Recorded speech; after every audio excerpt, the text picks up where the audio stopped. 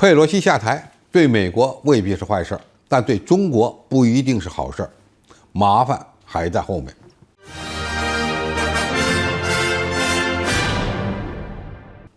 观众朋友，大家好，我是付天少。近日，美国中期选举落下帷幕，民主党拿下了参议院的控制权，共和党率先获得218个众议院的席位，从而一举拿下众议院。自此，被中国网友亲切地称为“老妖婆”的佩洛西也将交出众议院议长之位。佩洛西把香港发生的暴乱事件称为“美丽的风景线”，力推针对新疆问题的制裁法案，而且打破了20多年来的禁忌，亲自窜访台湾地区，进而引发了台海军事危机。在中国人眼中，佩洛西作为美国总统的第3顺位继承人，长期担任众议院议长，力推反华议案，行事极端，满脑子冷战余孽思想，是不折不扣的反华分子。其实，佩洛西在美国国内与拜登是一个党的盟友关系，与特朗普是经常公开较阵的死敌。但是，特朗普与佩洛西的共同特点都是对华强硬，因为佩洛西代表的是美国利益。而中国作为全球实力排名第2的国家，已经成了美国政客眼中的系统性挑战。这也决定了佩洛西下台之后，美国众议院还会针对中国搞事儿。佩洛西的离去使美国失去了一位给拜登政府挑事儿的搅屎棍，似乎是一件好事，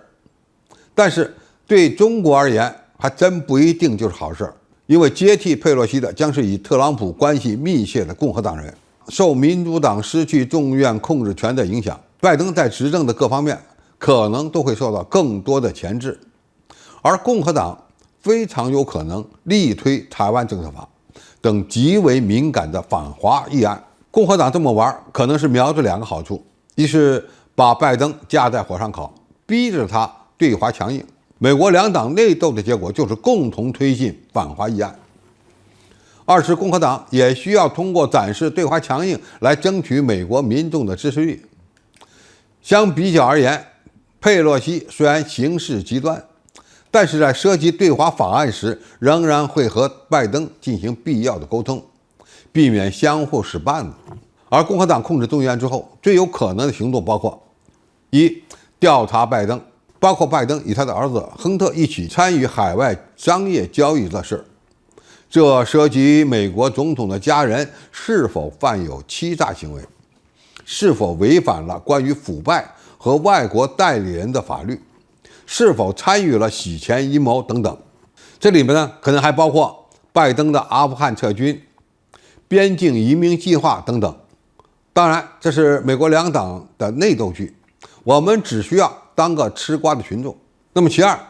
他们有可能调整对乌克兰的援助。共和党人早就要减少在乌克兰战场上的赌注，